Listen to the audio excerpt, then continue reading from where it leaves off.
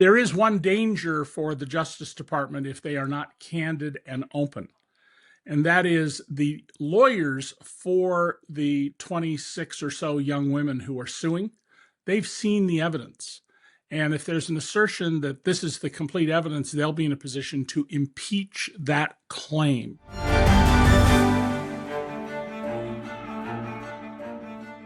Hi, I'm Maddie, Hale, and welcome to the Trump Report. Today I've got Professor David Cay Johnston on the show. He's, of course, a Pulitzer Prize-winning journalist, a professor at Rochester Institute of Technology, and an author of an array of books on Donald Trump. So just a reminder that you can watch us every day, Monday through Friday on Times Radio's YouTube, or you can stream us as a podcast wherever you get your podcasts. David, thank you for joining the Trump Report today. Hi, glad to be with you. Sorry about the background sound. That's okay.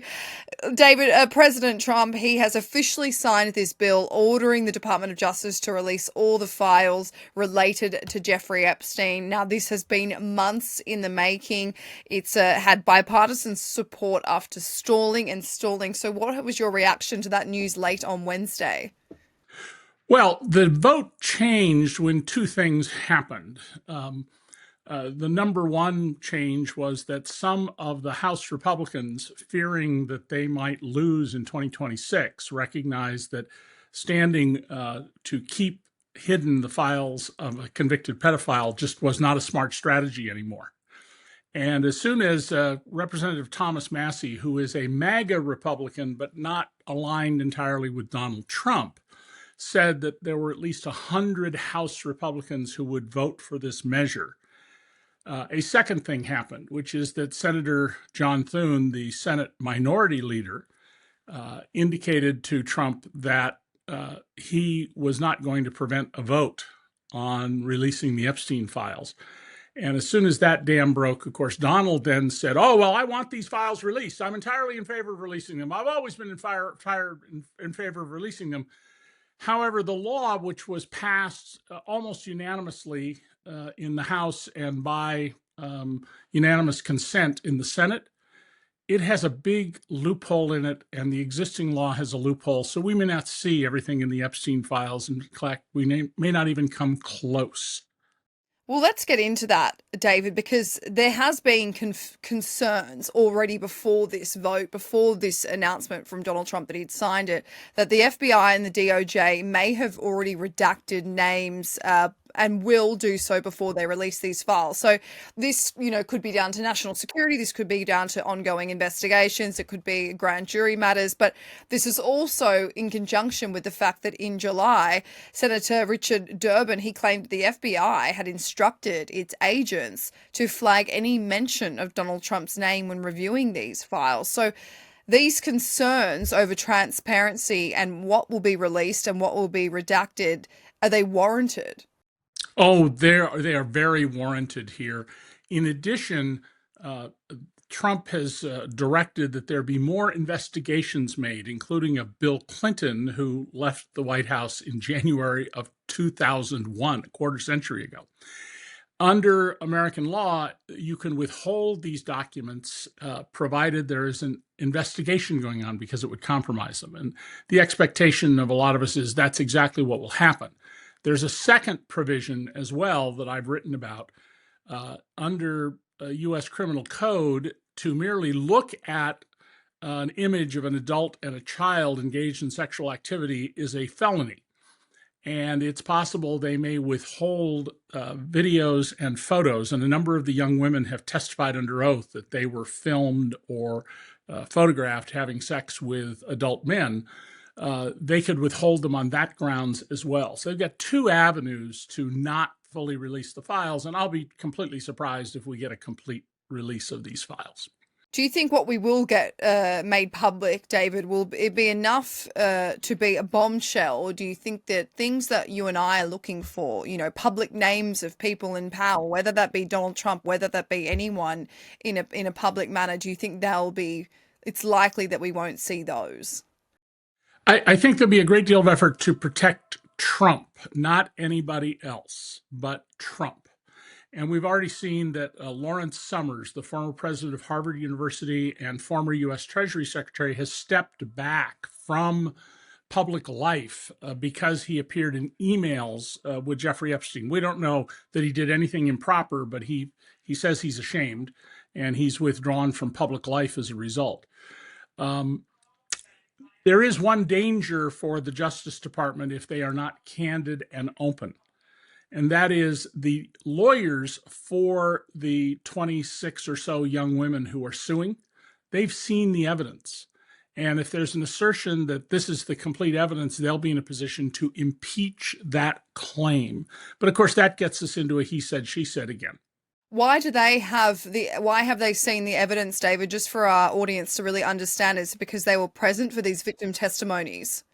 Well, under American law, if you sue someone, you obtain something called a right of discovery, and the other party has to show you the evidence you're seeking. You can go to a judge, get a subpoena for the documents, whether they're photographs or emails or anything else.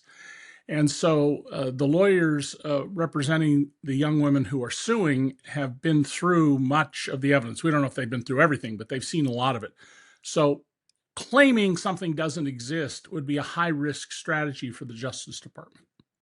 And then in conjunction with that, David, Thomas Massey, he's claimed that through speaking with these victims, through speaking with these lawyers, he has 20 names associated with Jeffrey Epstein and crimes committed. So he has never publicly named those people, but he's described them as millionaires, businessmen, politicians, movie producers. He even said this in the Oversight Committee's, I think, hearing with the FBI, Director Kash Patel. So all potentially very rich, powerful men, some of which Trump might be wanting to protect, some of which he might not know. But regardless, do you think we should expect these files to produce names and testimonies that could potentially lead to investigations, potential jail time? Well, the statute of limitations, the period in which the government can bring a charge, has run in all of these cases. Jeffrey Epstein's been dead more than the 5-year statute of limitations. So there's no criminal cases to be brought that I can see. And I teach law. I'm not a lawyer, but I'm a professor of law. There is for sure going to be important fights over, whose name is released and whose isn't. Given Donald Trump's nature, and I've covered him for almost 40 years, people he doesn't like, and Democrats are going to see their names released. People he likes, they're going to try to find some excuse or reason to withhold their names. And you have to remember that the way Epstein operated his extortion racket, there are two groups of people here. There are people he wanted to be identified with, he wanted photographs of, because they suggest he's powerful, he's invincible, he's connected. Not all of those people are going to turn out to have raped young women or credibly be accused of that. Some of them, for sure, based on the testimony and the public record we have, but many know they were just used as an effort to show, look how important, powerful, and connected I am, to insulate himself, a standard practice for people who engage in extortion of public figures. Well, David, on that note, there's also been so much concern that these files might use these names of people that haven't actually done anything criminal. So how important is transparency, but also protecting people from potentially very damaging storylines? Well, the tradition in America in federal government prosecutions has been that if you don't bring a case, you don't release any files, you don't release any names. Now, we had 2 cases brought here. Jeffrey Epstein, actually twice, and Ghislaine Maxwell. So then the question becomes, what duty does the government have to protect the names of people who didn't commit a crime or are never going to be charged with a crime, even if they did? And you may see some people bring lawsuits under the name John Doe, saying, please withhold my name. Your Honor, don't let the government release my name. I didn't commit any crimes. And under American law, you can do that anonymously. Part of Donald Trump signing off on this bill, David, will see the DOJ having to release these files within a 30-day period. Do you see them playing along with that? Well, I won't be the least bit surprised if we get part of the files and they say we just don't have enough time. We haven't had enough time to go through all of this. This is not going to be an active cooperation by the Trump administration to say, oh, we're going to do exactly the right thing. Just count us. Donald Trump has the power right now to release all of these files. All he has to do is pick up the phone, call Pam Bondi, the Attorney General, and say, release the files. And he's not doing so. So that tells you that they are going to do everything they can to withhold files, and particularly photographic and video evidence. Now, Mark Epstein, Jeffrey Epstein's brother, he has been doing quite a few interviews in the last few days. He told News Nation that Republicans' names have been scrubbed out.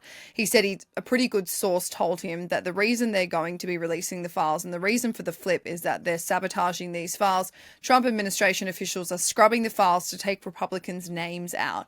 Can they do that? And is it likely that could be happening? Oh, I think it's highly likely it's happening. Don't have any clear proof of that, but it's a very logical thing knowing what we know about how Donald operates and my knowing him as well as I do.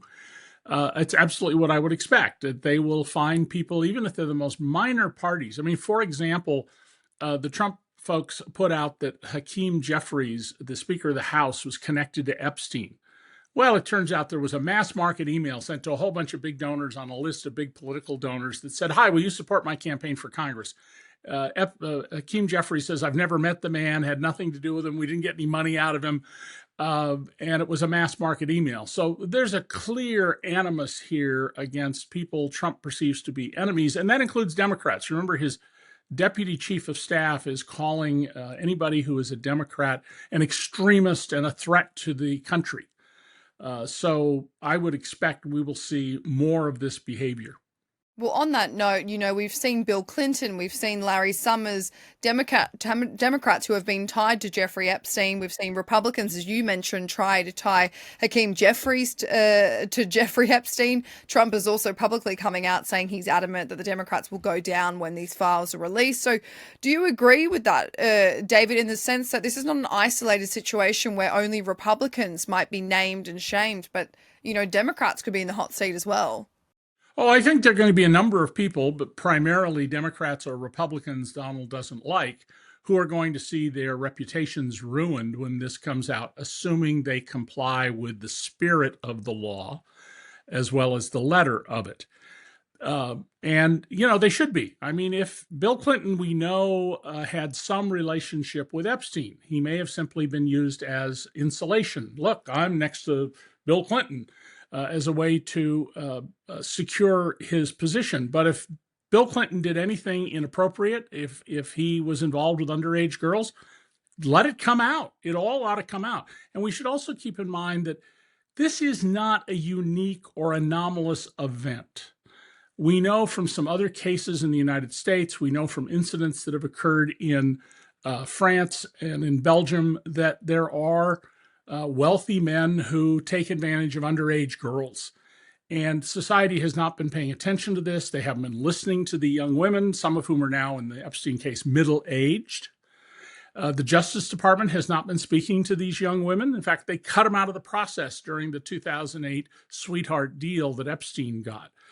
So hopefully this will lead to a cultural change where we start looking out for the welfare of underage girls who are exploited, groomed and then exploited.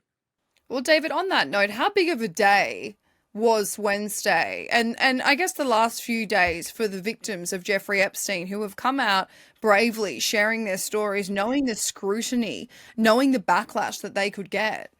Right. Well, and a number of them have already received a lot of backlash. One of the reasons that Virginia Giuffre, and I hope I pronounced that right, committed suicide was the unrelenting attacks on her just when she would be on the sidewalk. So there was a very brave action. Some of the women who are claiming that they were raped at Epstein properties were in the gallery at the house when they voted. That must have been a very rewarding moment emotionally for them after having gone all through this. And there are, according to some of the women who have brought claims, roughly 1,000 underage girls who were trafficked. 1,000. That is an enormous number of people. We're not talking about a couple of young women that they groomed and separated from the rest of society.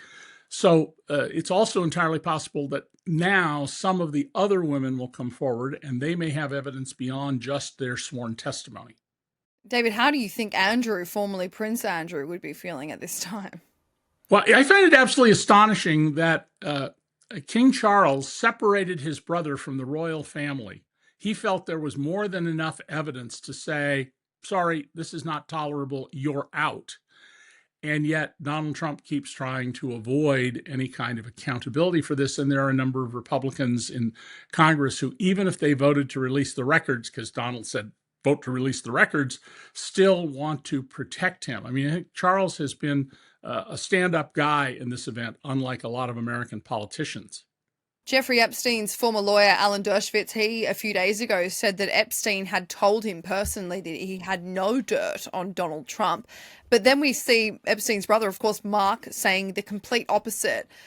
He also then told CNN that Steve Bannon was doing interviews with Jeffrey and taping them. Jeffrey then sent me a Dropbox links to one of those interview sessions. And on that tape, Jeffrey clearly stated that he had stopped hanging out with Trump when he realized that Trump was a crook. And that is a direct quote. But while that may be true and that he thinks that Trump, well, he thought that Trump was a crook, being a crook doesn't necessarily mean he's a criminal. So I think, David, I want your thoughts on this. What Americans want to know is whether Donald Trump, along with other high-profile people, knew what was going on, regardless of if they were physically involved in it or not, committing crimes or not, knew what was happening. Well, Maddie, we have emails and other documents from Jeffrey Epstein himself making it clear that Donald knew what was going on. We don't have any proof of Donald personally doing something that is illegal. That's the question to ask is, well, if you didn't do anything illegal, why are you working so hard to hide the records? And that's the obvious question to ask. But we have external evidence of this. So I don't think it's credible for Donald to make the claim that I didn't know what was going on. Because of we have photographs, we have emails, we have sworn testimony, we have documents like the famous birthday letter in the birthday book, all of which point to Donald Trump knew exactly what was going on, and it would be consistent with his other behavior. For example, I broke the story years ago about Donald plying children who were 12, 13, and 14 to gamble in his casinos where he had to be 21 years old. They were given liquor and limousines and hotel suites. And I named them in my first book, Temples of Chance, 32 years ago, because there was a public record. There had been public hearings where the children were named. And when I asked Donald about it back then, I said, come on, 12-year-old kids? And he goes, yeah, I paid a fine. I mean, that's his level of conscience. Oh, I had to pay a fine. Not, oh, that's terrible. I fired all the people involved in that. It's shocking. I'm embarrassed. No, it's just, yeah, I paid a fine. These emails you referenced, David, these are the ones that dropped late last week. These initial 3 emails that oversight Democrats released, and then of course we saw the 20,000 released the next day. But these 3 ones were probably the most damning ones. The ones that, as you mentioned, say that Donald knew about it, that he spent hours at his house, at Epstein's house, with the victim, which later was reported to be Virginia Giuffre. But while I personally found those damning, and any guest on the Trump Report has said the exact same thing, one of the other things that was really insane from all the emails was just how much Epstein clearly hated Trump and, kept tabs on him, followed his presidential campaign, followed his presidency when he was elected, tracked his flights, tracked what lawyer he was hiring. And I wonder if Donald Trump can use that to his advantage, will use that to his advantage to say, look, this guy was clearly out to get me. Oh, the Donald has already effectively said that, and Maddie, you got it exactly right. It's not unusual in Donald's sphere, where loyalty is a one-way street, to go from best friend, as Epstein said he and Trump were for 10 years, and Trump spoke of him in the past very warmly on video and in interviews about being his very good friend, to a complete breakdown in the relationship. That's not unusual, but absolutely Donald will say, hey, this guy is biased against me. You can't trust anything he says or said. And furthermore, the Democrats probably made this stuff up. And by the way, the 20-some thousand emails that have been released and which are now been put up online in searchable databases by a couple of organizations, those came from the Epstein estate. And if the Trump administration plays games with this new law to release the documents, I think you will see an effort to have the estate seek documents that it has a legal right to, that were taken by the FBI in their searches. That's another danger for the Justice Department if it plays games here about what exists and what it will release. Well, all this blame game from Trump, he's now blaming the Democrats, saying that they'll face the repercussions of these files being exposed. This attempt to shift the narrative onto other news headlines, of course, the stalling that's been taking place since April. Do you think Trump is scared? Oh, I think Donald is very afraid. And I think the tone of his posts, the nature of the outward attacks, Donald knows this is something he is very vulnerable on. We're seeing it's the only thing that has split the MAGA movement. There are a lot of people who will back Donald till the ends of the earth on many issues, especially immigration and trying to deny the right to vote to people of color and even women. But the accusations involving underage girls are a step too far for a lot of people, and he knows that, and he's seeing that. The polls show that his support continues to decline. The most recent Marist National Public Radio poll showed that Trump's down below 40% overall. Among Republicans, however, his support is close to 90%, except on this issue where it's much, much lower. Well, I want to read out some stats on that, David, because the Marquette University Law School surveyed over 1,000 people nationwide in the last few days when it comes to this. Only 26% of Americans approve of the way that Trump has handled the Epstein scandal, while 74% disapprove, and that includes a majority of Republicans who are unhappy. Yeah, and that's the reason Donald is, in fact, and should be scared about the potential of what will happen here. And it's why you can reasonably assume that the Justice Department's going to assign people they consider loyalists to Donald to work on these documents and to try to find reasons to withhold any document that might be damaging to Donald. Of course, there's a lot of documents. We're talking about, I believe, terabytes of data. So it's also possible they'll just make a mistake somewhere along the line. And it's also possible that somebody inside the Justice Department over the course of the last 6 years has made a copy of some things and has them outside the system. Wouldn't be proper to do that, but that's what whistleblowers do. So I'm fairly confident that we will get a much broader picture of this, and I think you'll continue to see that no more than about a quarter of the public is going to say, yeah, so what? I mean, I actually had in my social media feed today some people defending this, say, well, we used to marry girls off at the age of 12. And which is true, but irrelevant to the point.